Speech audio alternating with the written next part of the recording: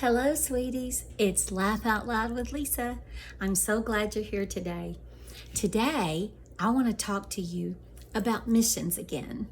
Remember, I told you I'm a short-term missionary, and I'm so excited just to go everywhere and just encourage people and just tell them how much Jesus loves them and just tell them just how he can just so enrich their life and just make it better every day. You know, I've had people say, well, I'm not sure if I believe in God. And you absolutely have that right, sweetie. But you know what, sweetie? What you're missing out if you don't? Even if you don't believe in heaven or anything like that, you're just missing out on having the greatest best friend and the most free, abundant life that you can possibly have. With all the problems on the earth, you can still be so happy when he's a part of your daily life.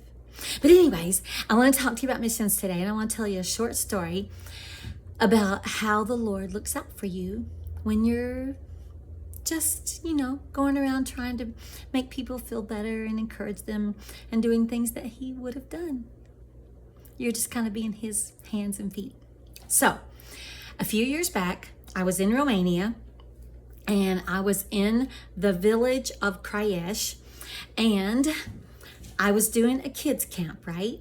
And there was, seriously, about 150 kids a day were coming to the camp and everything. Everything turned out great.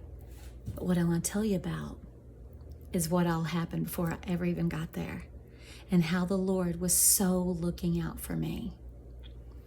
2 days before we left, our daughter played in a very high-level select softball game in Atlanta, Georgia. She slid into third base, and she did really mess her knee up.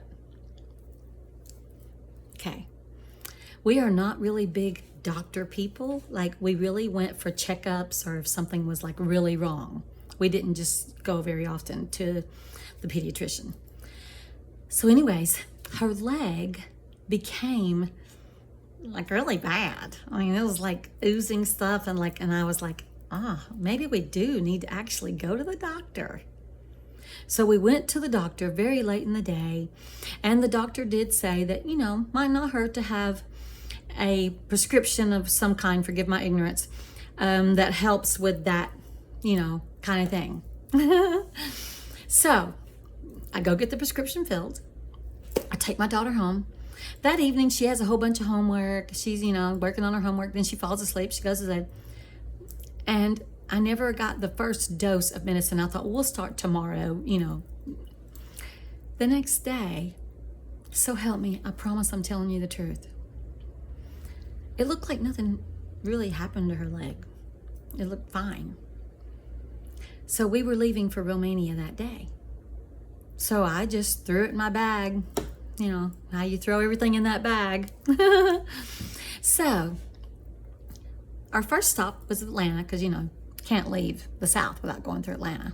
Just the way it is. It's the law. So, when we get to Atlanta, I noticed that my right arm hurts a little bit. Didn't think too much about it. Then we get to Paris, and it hurts a whole lot.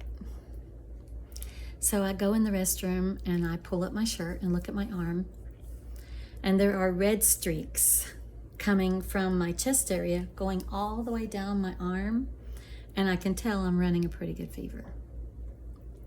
And I'm like, okay. So we go on, we get to this little village, which is no small feat to get there. When you meet someone, the first thing you usually say is, hi, maybe my name is Lisa. But for some reason, this lady that I met, she was from North Carolina, and she was also coming to serve that same week on the same project. And I said, hi, I'm Lisa. And she said, hi, I think it was Carol. Hi, I'm Carol. I'm a nurse. And I wouldn't say, hi, I'm Lisa. I'm a teacher.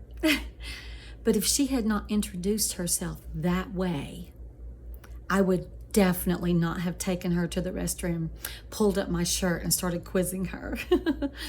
But she introduced herself as a nurse.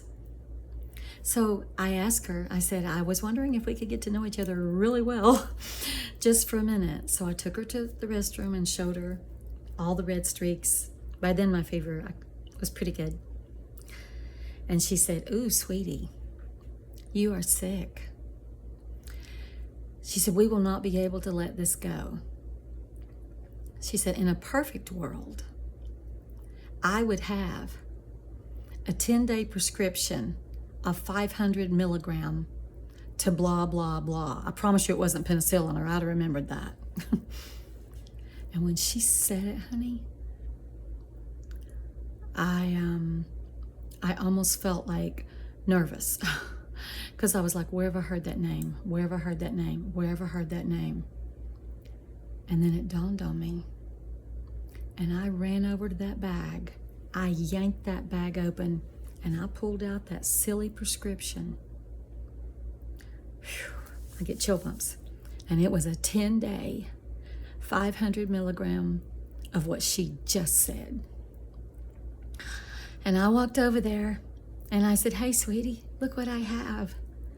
And she said, "How on earth did you get that?" And I said, "God put it in my bag." And I started it, and by the next day, I was fine. I did take it all, of course. But sweetie, if you think for 1 minute that the Lord doesn't look out for you in every tiny detail, you're wrong. We serve a God of the details, sweetie. He made a way for me on literally the other side of the world, in a very remote area, to have exactly what I needed. Unbelievable, huh?